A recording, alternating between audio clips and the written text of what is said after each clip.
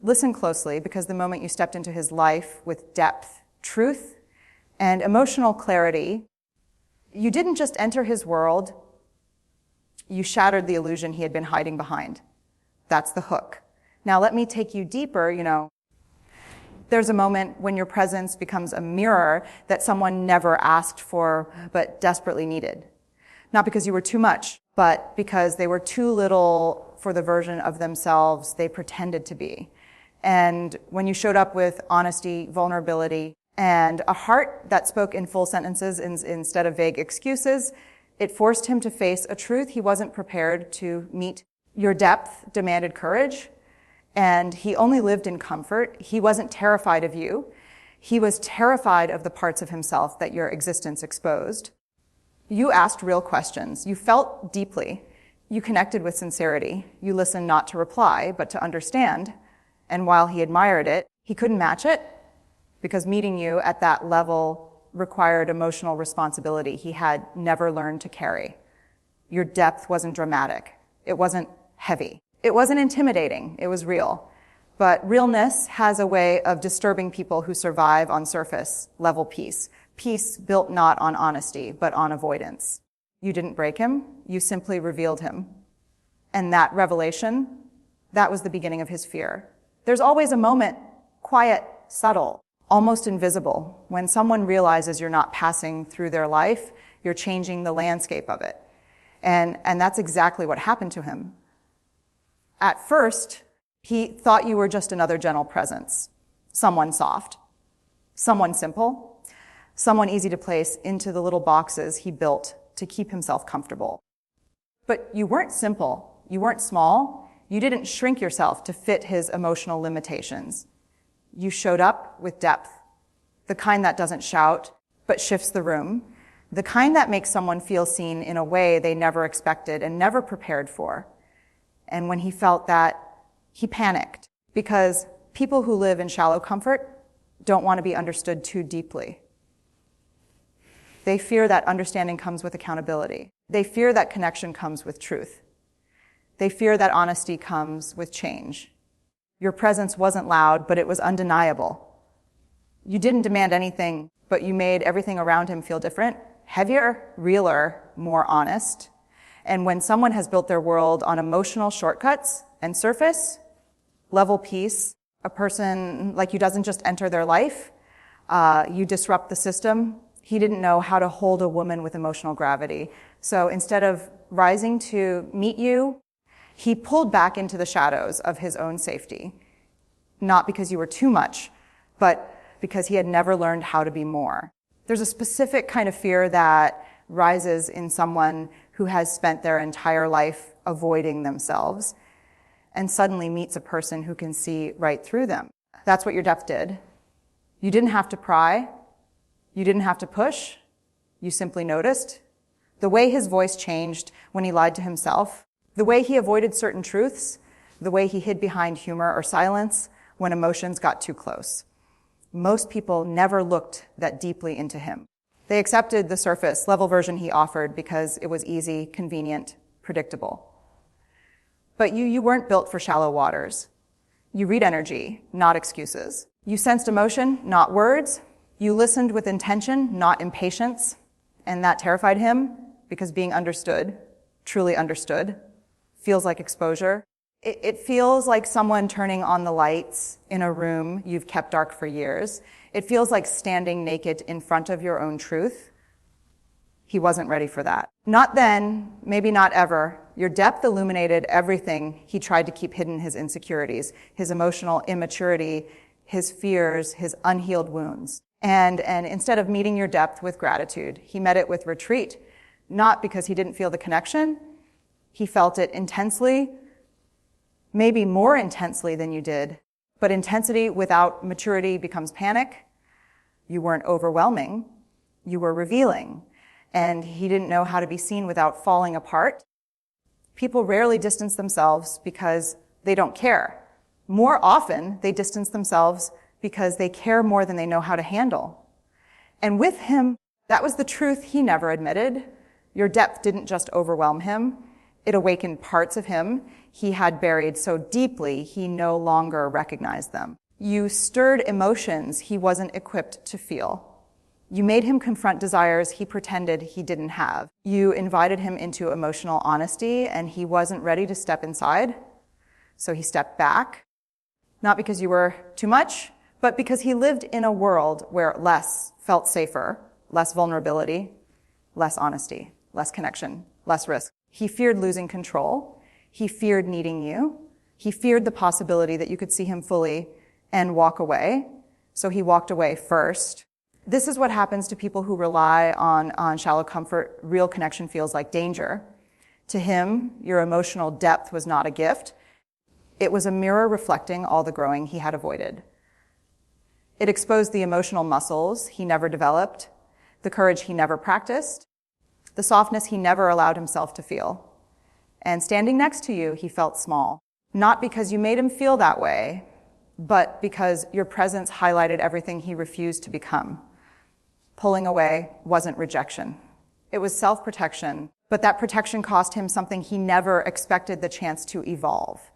Depth isn't about intensity. It's about honesty. It's about presence. It's about showing up with a heart that refuses to play small. And that's exactly what you did. You didn't love halfway. You didn't connect in fragments. You didn't offer a part of yourself just to keep things easy. You showed up whole. You offered clarity instead of confusion, consistency instead of chaos, vulnerability instead of performance. And in a world where most people hide behind almost, you arrived as someone who lived in real. But here's the truth he never said out loud. He wanted that depth, but he couldn't meet it. Not because he didn't feel something for you, but because he couldn't hold something as real as you. Your love required emotional courage. Courage to communicate, courage to be accountable, courage to let someone in without retreating the moment things felt unfamiliar. And he didn't have that courage. He had comfort, not capacity. So when you brought depth, he brought hesitation. When you brought truth, he brought avoidance. When you brought connection, he brought distance. It wasn't a mismatch in feelings. It was a mismatch in maturity. You loved with both feet in. He loved with one foot out. You leaned into truth. He leaned into fear. Your depth didn't overwhelm him because it was too much. It overwhelmed him because it required him to grow, and he wasn't ready to evolve.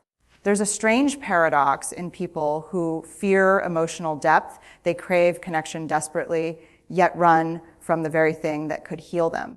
He wanted closeness, but only the kind he could control. He wanted honesty, but only when it didn't expose his flaws.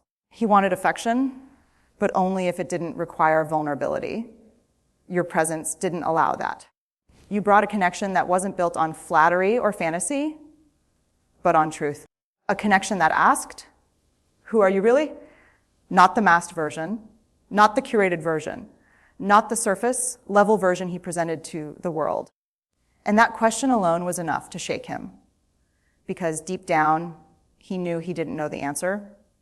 He hadn't done the inner work. He hadn't faced his emotional blind spots. He hadn't confronted the shadows he carried from his past. You were a disruption. A beautiful disruption, the type that doesn't destroy, but awakens. But awakening is uncomfortable. It demands self-awareness. It demands honesty. It demands growth. He wasn't threatened by you.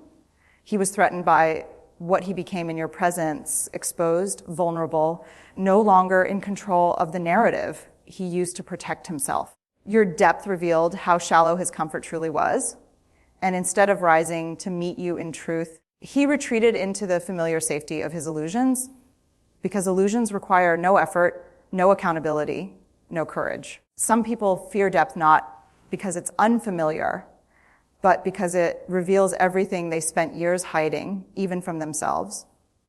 You were not just a woman to him. You were a mirror that reflected the emotional work he avoided, the wounds he never healed, the truths he never spoke, the accountability he was terrified to carry. And mirrors like that are not easy to face. He had lived most of his life wearing armor, a carefully crafted shield made of jokes, distance, distraction. temporary connections and surface level conversations that kept him safe from ever being seen too clearly. Then you came along. And without trying, without forcing, without pushing, you saw right through it. You noticed the cracks. You noticed the hesitations. You noticed the softness he tried to hide under all that emotional strategy. Your depth made him visible. And visibility is terrifying for a man who has only felt safe when unseen. He wasn't used to someone understanding his silence. He wasn't used to someone sensing his fear without him naming it.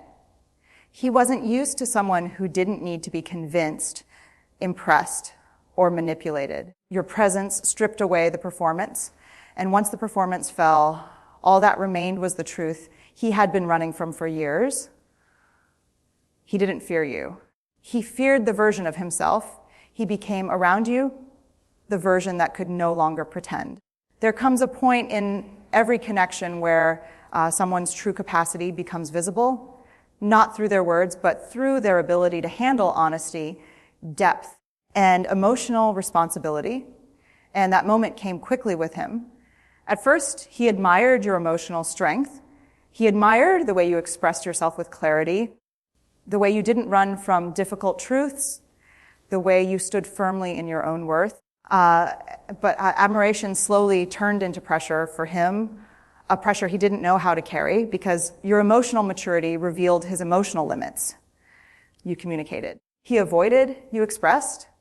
He suppressed, you confronted. He escaped. You brought conversations that required courage. He brought silence that required nothing. He wasn't used to someone asking real questions. He wasn't used to someone holding a space where vulnerability wasn't optional, but natural. He wasn't used to someone who didn't settle for half-hearted answers or emotional shortcuts. Your depth challenged him in ways he didn't expect. It pushed him to see the gap between who he was and who he pretended to be. And instead of bridging that gap, he backed away from it. Not because he didn't care, but because he genuinely didn't know how to grow into the man your presence required. Your depth didn't scare him. His own limitations did. Every connection reaches a breaking point, not because of conflict, not because of differences, but because one person grows while the other stays exactly where they've always been. That's what happened between you and him. Your depth kept expanding. Your awareness kept sharpening. Your emotional clarity kept rising. Meanwhile, he stayed anchored in the same shallow comfort he had always known. He felt the gap widening, but instead of stepping forward with courage, he stepped back with fear. Because the truth is this, when a deep soul grows, it naturally exposes the stillness of a shallow one. You were evolving. He was resisting. You were opening. He was closing. You were becoming more of yourself. He was shrinking further into the version he thought the world expected him to be. And that imbalance created tension he could no longer hide. Every conversation you had became a reminder of what he couldn't offer. Every moment of honesty became an echo of what he lacked. Every emotional step you took forward became a shadow he couldn't follow. You weren't overwhelming. You were outgrowing the connection. And he felt it deeply, silently, painfully. But instead of rising with you, he chose to retreat into the familiar cage of his own emotional limitations. He let the connection slip, not because he didn't feel something for you, but because he didn't believe he could ever meet you where you truly were. And here's the truth that nobody can take away from you. Your depth didn't fail him. It exposed the limits he had built around himself. You showed up fully alive, fully present, fully yourself. You brought a heart that felt, a mind that understood, and a spirit that refused to settle for anything less than real. And in doing so, you made one undeniable impact. You reminded him of what it truly means to be human, vulnerable, courageous, and unafraid to confront truth. He may have retreated. He may have walked away.